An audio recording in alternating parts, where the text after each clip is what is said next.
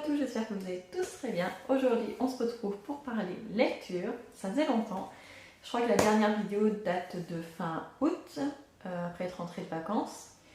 Et là, on est début novembre. Donc, c'est vrai qu'il m'a fallu deux mois avant de refinir un livre. Bon, c'est vrai qu'il y a eu la rentrée qui m'a pris beaucoup de temps, ne serait-ce que remplir pas mal de documents et tout. Il y a eu la fatigue, il y a eu beaucoup d'occupations. Et en plus, entre-temps, j'ai commencé un livre, je l'ai perdu, donc j'en ai commencé un deuxième. Et en fait, le week-end dernier, ou la semaine dernière, j'ai retrouvé le premier livre.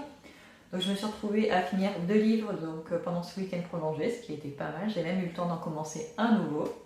Donc c'est chouette. Donc là, je vais vous parler en premier, je vais faire 2 vidéos à la suite. En premier, je vais vous parler du livre de Christian Clot, ou Clot, je crois que c'est Clot.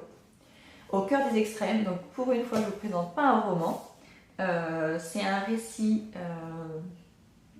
suite à une exploration, une aventure en fait. Donc Christian Clot, si vous ne le connaissez pas, moi je ne le connaissais pas avant, je crois que c'est un franco-suisse, on va dire un aventurier, un explorateur solitaire. Donc ça veut dire qu'il a parcouru le monde entier depuis plusieurs décennies, parfois accompagné, mais le plus souvent en solitaire. Et donc dans ce livre-là, il nous parle de sa dernière, je crois que c'est la dernière exploration qu'il a fait, qui a un but scientifique. Donc au cœur des extrêmes, pourquoi il s'appelle comme ça? Tout simplement parce que pendant plusieurs mois, donc d'août 2016 à fin février 2017, donc on va dire en 4, 5, 6, en 7 mois, il a exploré 4 lieux différents dans lesquels il est resté 30 jours. Donc en fait il est allé en premier dans le désert d'Iran, qui est le désert le plus chaud du monde apparemment, où il peut faire jusqu'à plus 60 degrés avec un taux d'humidité qui est à seulement 2%. Donc il est resté 30 jours dans cette partie-là, 30 jours en solitaire. Il devait aller d'un point A à un point B, donc il ne devait pas rester au même endroit pendant 30 jours, il devait parcourir une distance, se débrouiller pour emmener son matériel pour s'abriter, pour s'hydrater, pour manger, ces choses-là. Donc il traînait un traîneau avec lui. C'est un endroit qui est très dangereux déjà par sa configuration météorologique, c'est très chaud et très sec, mais en plus c'est un endroit où personne ne va, c'est presque un no man's land. Donc dans tous les endroits d'ailleurs où il est allé, il a fallu qu'il demande beaucoup d'autorisation avant d'y aller. Et en fait, à chaque fois qu'il est arrivé sur place, rien n'était prêt parce que les gens sur place pensaient que c'était juste une blague et qu'il ne ferait jamais cette exploration, sauf qu'à chaque fois, il est venu. Il a eu beaucoup de problèmes pour convaincre les gens de partir tout seul dans cette région du monde qui était à chaque fois très difficile, sur le plan de la santé, mais aussi il risquait d'être enlevé par des terroristes, des choses comme ça. Donc il est allé en premier en Iran, dans ce désert qui est sûrement le plus chaud du monde. Il a fait ses 30 jours. Après, il est rentré en France, à Paris. À chaque fois, entre chaque destination, il avait 2 semaines pour se reposer, mais aussi pour faire des examens. Parce que je vous ai encore oublié un truc. Donc, il fait cette exploration dans les 4 endroits très différents et qui sont des extrêmes à chaque fois, dans le but de tester les capacités d'adaptation du corps humain, que ce soit le corps physique, le cerveau, dans des conditions extrêmes, mais aussi dans des conditions de danger, de pression, de peur, de solitude. Donc tout ça, pour mesurer tout ça, entre chaque expédition, il part à Paris faire des IRM, je crois en Suisse aussi, plusieurs IRM différents. Et pendant qu'il fait ses explorations donc dans ces 4 lieux, il a avec lui du matériel scientifique. Et donc tous les jours, il doit procéder à son protocole. Donc il a une analyse, il doit ingurgiter une gélule qui va donc dans ses intestins pour mesurer sa température corporelle. Il doit répondre à des questionnaires sur son ordinateur tous les jours pour voir comment son cerveau évolue.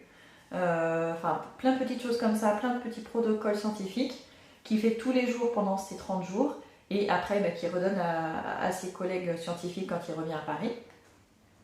Donc c'est aussi dans le but de tester ces matériels-là aussi. À chaque fois, ce sont des nouveaux matériaux, du matériel fait pour, et le fait de les envoyer dans des températures extrêmes, soit du chaud ou du froid, ça permet de les tester et de voir après pour les utiliser dans la vie, dans le système médical, système militaire, des choses comme ça. Donc comme je disais, en premier, il est allé en Iran, où il fait très chaud et très sec. Ensuite, il est allé, si je ne me trompe pas, en Patagonie, c'est ça, où là-bas il faisait très froid et très humide. Donc pareil, il était tout seul, il est allé d'un point A à un point B. Pareil, il a eu des problèmes à son arrivée qui a retardé un petit peu, mais il est parti. Donc dans ce livre, dans ce récit, il nous explique toutes les embûches qu'il a eues, mais aussi la beauté des paysages, des choses comme ça. Ensuite, donc ça a duré 30 jours. Ensuite, il est allé en Amazonie, donc en Brésil, où là, il faisait très chaud et très humide, donc encore un climat très différent. Donc là, il a dû supporter des choses différentes. L'humidité, des fortes crues, des inondations, des choses comme ça. Aussi le danger animal, parce que la forêt amazonienne est quand même... En plus, il était dans un parc national où justement personne n'a le droit d'y aller. Donc il a été averti de beaucoup d'animaux très différents, très dangereux. Bon, par chance, il n'en a pas croisé, en tout cas, il n'a pas eu de mauvaises rencontres. Donc il nous raconte tout ce qu'il a vécu pendant ce temps-là. Et la dernière étape se passe en Yakoutie, donc en Sibérie, l'endroit qui est sûrement le plus froid du monde. Où là, il est allé jusqu'à des températures de jusqu'à moins 60 degrés, si je ne me trompe pas, avec un taux d'humidité très très très très faible. Donc pareil, il y passe 30 jours. Bon, ça a été un petit peu retardé parce que quand il est arrivé, en fait, il s'est réveillé qu'en Amazonie, il a chopé une bactérie ou un virus, je ne sais plus, un parasite, qui l'a rendu malade au moment où il est arrivé en Russie. Et donc c'était très très dangereux pour lui, donc il a choisi de faire demi-tour. Il a attendu quelques jours le temps de se rétablir et après il a commencé son expédition, qui a duré 30 jours également, où il a fait vraiment très très froid. C'est vraiment très dangereux dans tous les endroits où il est allé. En plus d'être seul, il était coupé de toute communication. Il n'avait pas de puce GPS pour le localiser, il n'avait aucun moyen de contacter ni d'être contacté. Donc ça augmentait le danger, mais c'était fait exprès pour que son cerveau se mette en situation. Parce que s'il avait un bouton, un téléphone sur lui, il aurait pu, dans des situations très extrêmes, prendre le risque d'appeler, alors que justement il voulait tester les capacités du cerveau sur sa manière d'agir dans ces situations très extrêmes où il est en extrême danger. Donc ce livre-là, pourquoi je l'ai choisi? Alors tout simplement parce que j'ai entendu cet été dans l'émission d'Ondelat, je crois que c'est Ondelat raconte. Ouais, je crois que c'est ça le titre. Sur Europe 1. J'avais écouté cette émission cet été. Je pense que c'était une rediffusion d'ailleurs. Et justement, Christian Clot était l'invité d'Ondelat. Et ils avaient parlé de la sortie de ce livre-là. Et le récit qu'il en faisait de son aventure dans ces 4 milieux très hostiles et très dangereux, ça m'avait fascinée. J'avais trouvé vraiment que l'échange qu'ils avaient eu tous les deux m'avait vraiment donné très très très envie de le lire. Et donc je l'avais acheté dans la foulée. Et finalement, j'ai été déçue. Finalement, je trouve que l'émission était beaucoup mieux faite que le livre. Le livre est assez intéressant, mais je pense que pour qu'il me satisfasse, il aurait fallu qu'il fasse 4 fois ce volume, parce que finalement, il ne révèle pas grand-chose dans ce livre qu'il n'a pas révélé pendant l'émission radio. La partie que j'ai préférée dans ce livre, c'est la dernière partie quand il est en Sibérie. C'est la partie que j'ai trouvée la plus passionnante. Je ne sais pas pourquoi. Le début était très laborieux parce qu'il nous parle justement tout ce qui est côté organisation, paperasse et tout ça qui est très difficile. Donc c'est vrai que ça m'a moins intéressée. Après, pour la Patagonie et le Brésil, j'ai trouvé ça pas assez fourni finalement. Et oui, la partie en Sibérie, c'est celle qui m'a le plus passionnée. Alors je ne sais pas si c'est mon rapport personnel. J'ai toujours été très attirée et très très curieuse de cette partie du monde, donc peut-être que c'est pour ça. En tout cas, c'est la partie que j'ai préférée et c'est malheureusement la fin. Mais je regrette pas de l'avoir acheté parce que c'est quand même très intéressant. Et au milieu du livre, on a un petit cahier photo, donc c'est-à-dire qu'il y a quelques photos qui ont été faites pendant son exploration.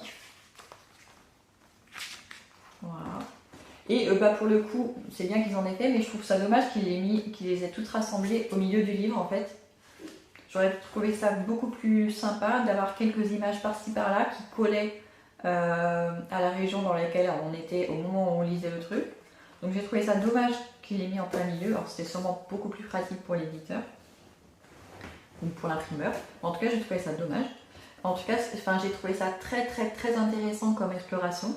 Je trouve que ce qu'il a fait avec toute son équipe, c'est vraiment génial. Il faut avoir le courage de vivre ce genre d'expérience. Moi, je l'aurais pas, c'est clair. Donc j'ai trouvé ça très intéressant ce qu'ils ont fait. En revanche, je trouve que le récit qu'ils en ont fait dans ce petit livre est trop succinct. Voilà, j'aurais aimé en avoir plus. Pour le coup, il vaut mieux écouter l'émission qu'il avait fait avec Ondelat sur Europe 1. Je trouve que elle a été vachement plus qualitative finalement que ce livre-là, mais c'est quand même un très bon livre. Voilà. Donc n'hésitez pas à lire si vous aimez les récits d'exploration, d'aventure, des choses comme ça. C'est très bien écrit. Il a énormément de vocabulaire, c'est très enrichissant. Donc franchement, vous passerez quand même un bon moment. Voilà. Donc j'espère que cette petite vidéo vous aura plu. Moi j'ai aimé la faire. Comme d'habitude, ce sont mes vidéos préférées sur cette chaîne de toute façon. Et je vous dis donc à très bientôt.